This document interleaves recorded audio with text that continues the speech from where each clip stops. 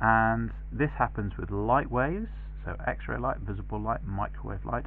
Happens with sound waves.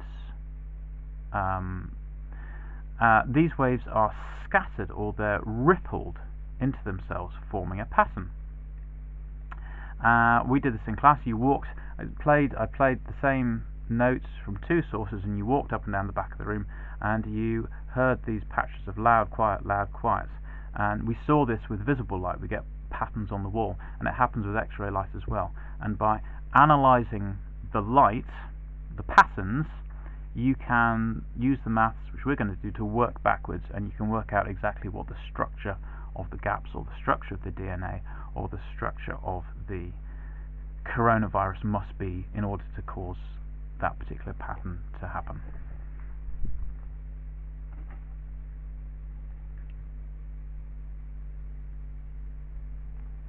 So for this constructive and destructive interference patterns to form, constructive interference being the cause of the bright fringes, and destructive interference being the cause of the dark fringes, the light waves must be coherent. Light waves must be coherent for the patterns on the screen to form. What does coherence mean? Because you have to be able to write this down. Imagine a random big group of civilians bumbling across a bridge. And that's never an issue. But you might have seen footbridges. I don't know if you have, but you might have seen footbridges, which may be a little bit old. And the concern is soldiers marching in step across a slightly older footbridge is bad. Because imagine soldiers marching absolutely in step. The energy from their boots adds up because they're all in step, and this is drama here. This is a risk for the bridge. It can cause structural damage to the bridge. So soldiers, when they're going over a bridge, if it's not a particularly strong bridge, we say break step. So rather than marching in time, so all of their left feet going down at the same time than all of their right, they deliberately break step, and then after they cross the bridge, then they march in time again. I'm trying to think where you can see this, and to be honest, there aren't very many in Scotland. It tends to be older bridges, I suppose. Anyway, coherent light, in a similar sort of way, means waves which are in step with each other, or they maintain a constant phase relationship. So what does that mean? If a group of soldiers are in step with each other, then it means that when their right foot goes down, then all of the right feet goes down. When the left foot goes down, then all of the left feet goes down. A constant phase relationship means that, well, it doesn't matter whether one wave is going up when the other wave is going up, so long as that relationship is maintained. So when one wave goes up, the other wave goes up.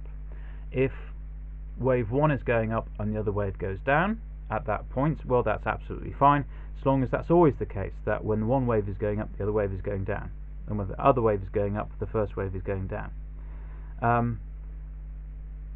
Yeah, I'm not sure I'm explaining it very well, but it's like, it doesn't matter if one of the soldiers is a foot ahead of his mate or a foot behind his mate, so long as that soldier is always a foot ahead or is always a foot behind his mate. There's a constant sort of relationship there, and it doesn't matter if one of the waves goes up when the other's going up, or that first wave is going down when the other one's going up, so long as that's always the case. So whenever that first wave is going up, the other one is always going up, and whenever that first wave is going down, the other one's always going down. So coherent light is light waves which maintain this constant phase relationship, and if you've got light which has a constant phase relationship, then that kind of implies that the speed of these waves are the same, and the frequency is the same, and the wavelength is the same. But the key phrase is the constant phase relationship, and it's like soldiers being in step. If you're marching along and you are one pace ahead of the bloke behind you, then a constant phase relationship means you're always one pace ahead of that bloke. If you're one pace behind the kind of the central bloke, then you're always one pace behind the central bloke. If you're 2 paces behind, then you maintain that constant 2 paces behind. If you're 2 paces ahead, then you maintain that constant paces ahead, no matter what you're doing, going uphill, downhill, whatever. And it's the same with lights. So constant phase relationship. Think about the soldiers on the bridge. Think about soldiers being 2 steps ahead and maintaining 2 steps ahead or 2 steps behind, and light has to be the same as that. So that's what coherent is. It's constant phase relationship. I just think of the soldiers, really.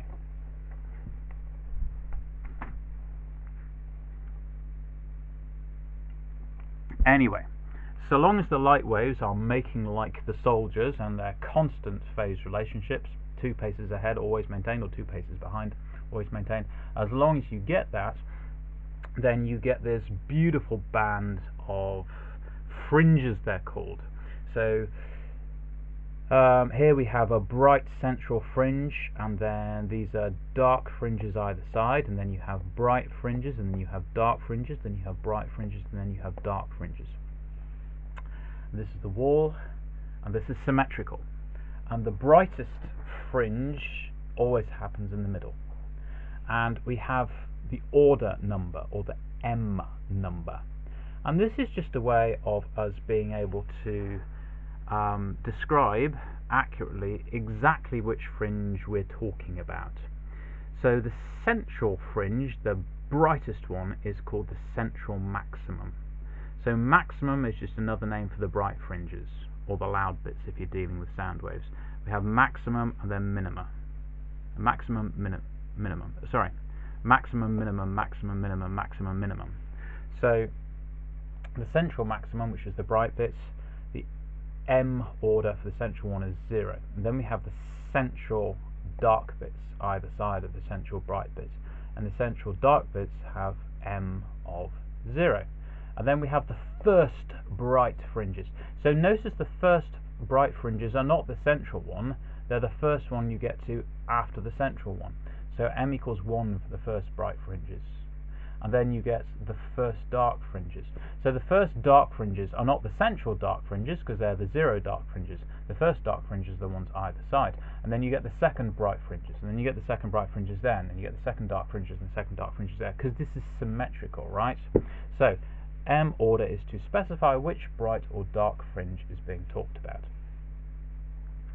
So how do the bright spots form? Well, this is kind of looking down, I suppose. So you've got the 2 gaps through which the light rays are coming, and at any given point on the wall, there's going to be, because there's going to be a greater distance between that spot on the wall and one of the gaps compared with the other, one of the waves will always be going a greater distance. At this position, then this wave will be going a greater distance than that distance. There's always a path difference between the 2 rays, unless your spot on the wall is central right in the middle. If the spot on the wall is central right in the middle, then the 2 waves travel exactly the same distance, and the up bit of one wave will coincide with the up bit of another wave, and the down bit of one wave will coincide with the down bit of the second wave. So the peak meets the peak. Another way of saying this is that they are in phase at that spot on the wall. So the central bright bit, there's no difference in the length which the 2 waves have gone. There's no path difference. So of course they're going to add up. Of course the amplitudes are going to stack. Now at other bright bits, there is a path difference obviously, but the path difference is a whole wavelength. So the second wave might be a whole wavelength ahead of the first wave. So this might be, I don't know, the 4th crest along for that wave travelling not very far, and this might be like the 8th crest for this wave which has gone so much further. But in fact it doesn't really matter, because you know the 4th crest is still meeting an 8th crest. It doesn't matter that the 4th and the 8th, they're still crest versus crest added to crest, so the amplitudes still stack. So in the bright bits, the path difference is either 0 for that rare case of the one in the middle, or it's a whole number of path differences. So yeah, Dark spots are when a peak of one wave meets the trough of the other, and so they sort of cancel each other out.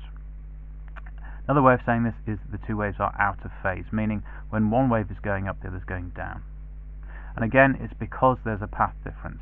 And if the path difference is half a wavelength, then after half a wavelength, then one is going to be going down and one's going to go up. So if you're asked to explain bright spots in terms of phase, you say the two waves are in phase. If you're asked to explain bright spots in terms of waves, you talk about peak meeting a peak. Dark spots in terms of phase, you say, well, dark spot happens when the waves meet out of phase. Or if you're asked for dark spots in terms of the waves, you say, well, a peak meets a peak. Sorry, a peak meets a trough.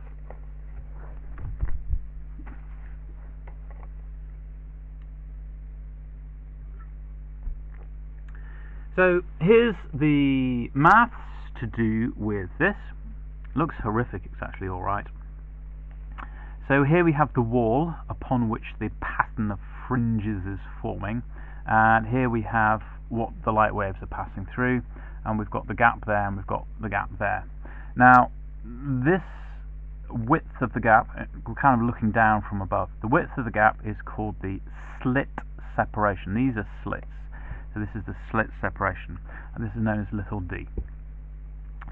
Just like in the previous diagram, one of the rays of light will travel a greater distance than the other, and the extra distance which one wave is travelling is known as the path difference, PD. And then the final thing, we've got something called a spreading angle. So we've got like a line bang in the middle, and then an angle is formed from that point there to the point in question, and we get the spreading angle there. So bright spots form when the path difference equals m times wavelength. So do you remember the m is just the order. So if we were talking about the central maximum, it would be 0, and then the central bright bits is 0 dark. Then we have m equals 1 bright on either side because it's symmetrical, then m equals 1 dark, and whatever. So this point, whatever it is, will have an m number, whether it's 0, 1, 2, 3, 4, or whatever. So the path difference is the m number multiplied by the wavelength of the light coming in. I suppose I could draw that on. The wavelength of the light coming in equals d, the slit separation, times sine of the spreading angle. That looks horrific, but remember that, okay, I was just saying, remember that the central white and central darks either side, because it's a symmetrical pattern, have m equals 0. So yeah, don't go start saying that that's central bright is the first bright, because it's actually the 0 bright, and then you have 0 dark either side. What I was trying to say here is, yeah, I've written it down here, you only ever use 2 out of these 3 identities. So I know it looks horrific, but if the question gives you m and d and the spreading angle and asks you for the wavelength, then it's actually pretty damn obvious that you're just going to use those two. If it talks about path difference and the m and it asks you for the wavelength, then it's pretty damn obvious you're just going to be using that. So that looks horrific, but do your shopping list. As ever in physics, the shopping list will tell you what to do. The dark spots happen when the path difference, where the relationship is such that the path difference equals m plus a half times wavelength equals d sine theta. I would hand on heart at this point, when you're churning through the numbers here, don't be thinking too much of the story of how we drew everything out. Just treat it as an exercise where you're sticking the numbers in. And again, the question will make it clear if it's dark or if it's bright. And if it's dark, you're going to use 2 out of those 3 identities. If it's bright, you're going to use 2 out of those 3 identities.